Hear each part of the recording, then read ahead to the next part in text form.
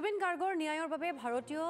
গণনাট্য সংঘৰ সংবাদমেল জুবিন গাৰ্গৰ ৰহস্যজনক মৃত্যু তদন্তৰ বাবে দাবী সংগঠনটো অভিযোগনামাৰ তথ্যৰ সন্দৰ্ভতো মুখ্যমন্ত্ৰীৰ মন্তব্যকো আলোচনা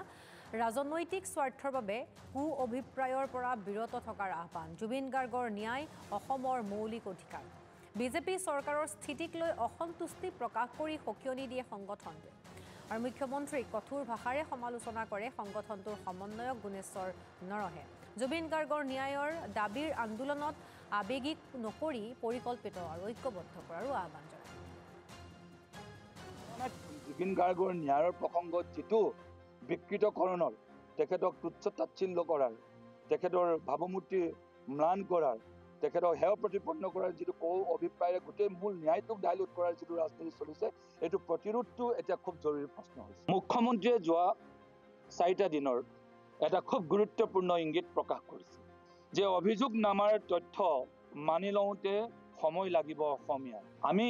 সন্দেহ কৰিবলৈ বাধ্য হৈছো যে জুবিনৰ পৰিয়াল তথা অনুৰাগীলৈ এয়া কিহৰ ইংগিত আছিল নে এটা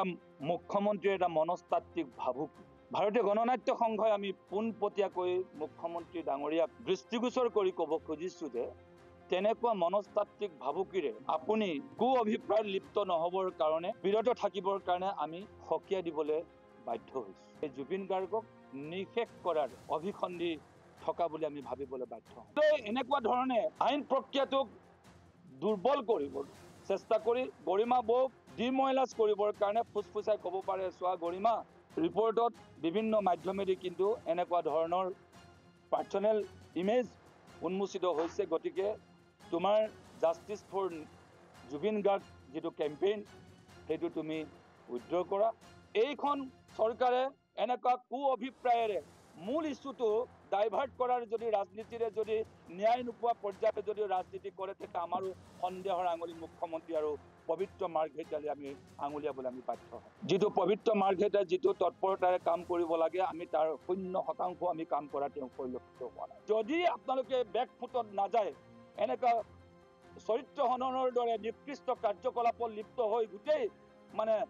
অসমীয়া জাতীয় আবেগক বানচাল কৰাৰ ৰাজনীতিত যেটো ধৰণে আপোনালোক লিপ্ত হ'বলৈ গৈছে সেই কথাটোৰ আপোনালোক যদি বেকফুটলৈ যদি নাযায় তেতিয়াহ'লে আমি কিন্তু ফ্ৰণ্ট ফুটত গৈ আপোনালোকক পোনপটে আমি আঙুলি দেখাবলৈ বাধ্য হওঁ কোনো অসমবাসীয়ে কোনো তেওঁৰ পৰিয়ালবৰ্গই কাৰো কেলেংকাৰী উন্মোচনৰ কাৰণে আমি গোচৰ তৰা নাই কেৱল জুবিন গাৰ্গৰ মুখ্যমন্ত্ৰীয়ে কোৱাৰ দৰে তেওঁৰ হত্যাৰ বিচাৰ লাগে ন্যায় লাগে এমাহ দিন পাৰ হৈ যোৱাৰ পাছত আমাৰ স্থিতি ঘোষণা কৰিছে কিয়নো আমি চাইছো আইনৰ ওপৰত আস্থা আছে বুলি কৈ আছো ন্যায়ৰ প্ৰতি আস্থা আছে বুলি কৈ আছো কিন্তু ন্যায়ৰ ওপৰত কৈ আছে মুখ্যমন্ত্ৰীয়ে বক্তব্য ন্যায়ৰ ওপৰত কৈ আছে আমি ন্যায় দিলোৱে গ্ৰেপ্তাৰ কৰিলোৱে সেইখিনি মানুহ ধৰি আনিলোৱে গতিকে সন্দেহ উপজিছে এছআইটিৰ ওপৰত তেখেত মাত মাতিছে এছআইটিৰ বক্তব্য মুখ্যমন্ত্ৰীয়ে নিজে দায়িত্ব লৈছে গতিকে মুখ্যমন্ত্ৰীক আমি ন্যায়াধীশ পাতি থোৱা নাই ন্যায়ালয়ৰ কথা ক'বৰ কাৰণে মুখ্যমন্ত্ৰীক ৰখা নাই গতিকে সেই কথাবিলাকৰ কাৰণে সন্দেহ উপজিছে আপুনি বিচলিত নহব গৰিমা বৌ ভাৰতীয় গণনাট্য সংঘও আপোনাৰ লগত আছে চৰকাৰখন উন্মোচিত হোৱাৰ ভয়ত